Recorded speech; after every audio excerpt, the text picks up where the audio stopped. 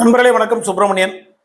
இன்று கடுமையாக விமர்சனம் செய்யப்படக்கூடிய ஒரு சப்ஜெக்ட் பார்த்தீங்கன்னா சனாதன தர்மம். ஆனால் அது ரொம்ப புனிதமானது, அனைவருக்கும் உண்டானது.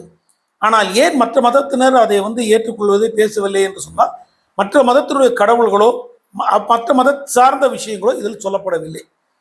இது இந்துக்களுக்கான ஒரு சப்ஜெக்டாக மாறிவிட்டது.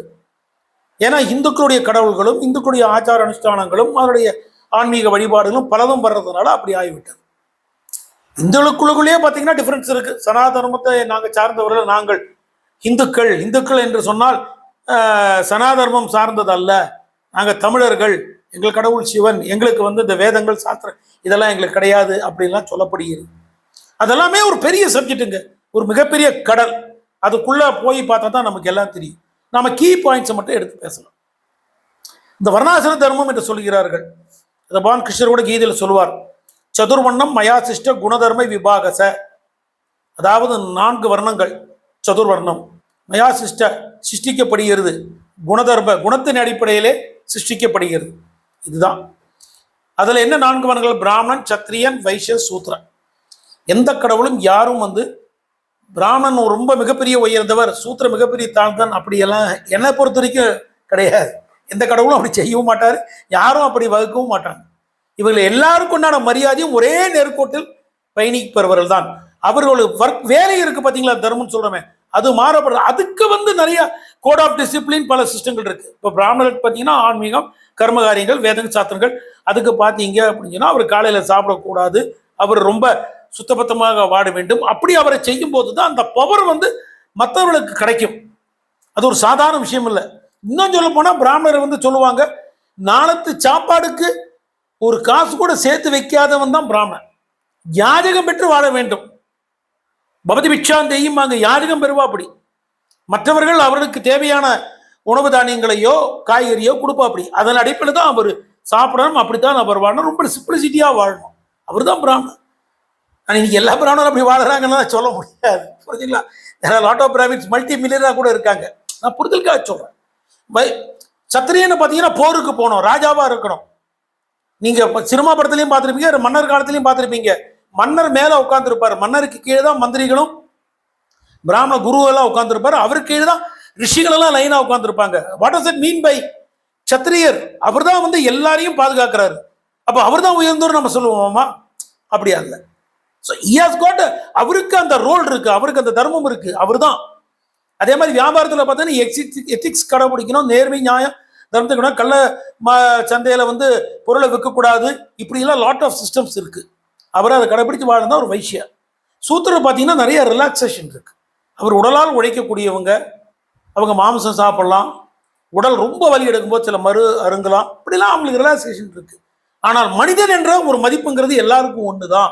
இது வரக்கூடிய காலகட்டத்தில் என்ன பண்ணிட்டாங்க, ஒவ்வொரு சந்தைகள் தாண்டி வரும்போது நம்மை நாமை உயர்த்தி கொள்ள வேண்டும் என்க பிராமணன் ரொம்ப உயர்ந்தவனாகவும் சூத்திரனது சார்ந்தனாலும் அப்படி ஒரு சிஸ்டத்தை நடைமுறை கொண்டு வந்துட்டாங்க. இப்போ நம்ம நாட்டில் எடுத்துங்க, ஜனாதிபதி ஆனாலும், பிரதம மந்திரி ஆனாலும், முதலமைச்சர் ஆனாலும், மந்திரிகள் ஆனாலும், கலெக்டர் ஆனாலும், கமிஷனர் ஆனாலும், டாக்டர் ஆனாலும், வழக்கறிஞர், ஆடிட்டர், எல்லாரும் ஒரு துப்புரவு தொழிலாளி, இவங்க எல்லாரும் ஒரே மதிப்பு தான். உயர்ந்தவன் தாழ்ந்தும் சொல்ல முடியுமா? ஆனா இன்னைக்கு நடைமுறை என்ன? கலெக்டர் வந்தா அவருக்கு மிகப்பெரிய மரியாதை, ரெட் கார்பெட்டு, முதலமைச்சர் பிரதமர் வந்தா ரெட் கார்பெட்டு, ஜனாதிபதி வந்தா ரெட் கார்பெட்டு. அவர்களுக்கு அல்ல, அந்த வேலை அதுக்கு மதிப்பு, அவங்க செய்யற தர்மம். அந்த மனிதன் எப்படி நடந்து கொள்ளலாங்கிறத பொறுத்து தான் அவனுக்கு உண்டான மதிப்பு. அதுக்குன்னு துப்புரவு தொழிலாளி சாதாரண மோசமான சொல்ல முடியுமா? கிடையாது. அவன் மிகப்பெரிய உயர்ந்தவன். இந்த சமுதாயத்தையே இன்னைக்கு நோய் நொடி இல்லாமல் ஒரு மனிதர் இருக்காங்கன்னா மற்றவர்களை இவன் தான் மிகப்பெரிய ரோல் செய்யறான். ஆனா நடைமுறையில இவன் உயர்ந்தவன் தாழ்ந்தவன் எல்லாம் கொண்டு வந்துடுறாங்க. அதே சமயத்துல இன்னார் தான் இன்னதை படிக்கலாம் என்றும் கொண்டு வந்து விட்டார்கள். ஒரு பிராமணுக்கு பிறந்ததான் பிராமணன் இல்லை. ஒரு பிராமணுக்கு பிறந்தவன் ரவுடியா இருந்தான், குலகாரனா இருந்தான், தண்ணி அடிக்கிறான், சிகரெட் குடிக்கிறான் அப்படின்னா அவனை பிராமணன் சொல்ல முடியுமா? மகா மட்டமானவன்.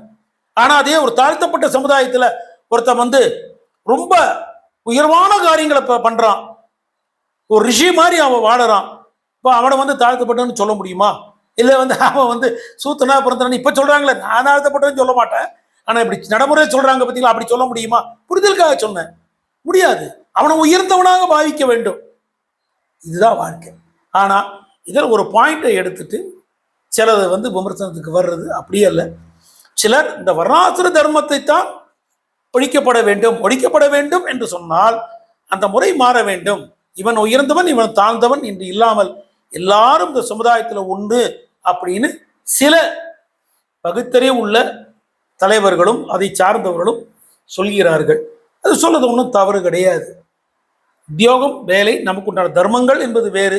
ஆனால் மனிதருக்கான மதிப்பு, மரியாதை என்பது அதை எல்லாரும் கடைபிடிக்கணும். கடைபிடிச்சாதான் இந்த நூற்றாண்டில் இந்த காலகட்டத்தில் அனைவரும் ஒற்றுமையாக வாழ முடியும். எனக்கு தெரிஞ்ச கருத்தை நான் சொன்னேன். சரியா இருந்தால் எடுத்துங்க, தவறாக இருந்தால் விட்டுருங்க. இந்த காணொலி பிடிச்சிருந்தா லைக் பண்ணுங்க, ஷேர் பண்ணுங்க, சப்ஸ்கிரைப் பண்ணுங்க. நன்றி, வணக்கம்.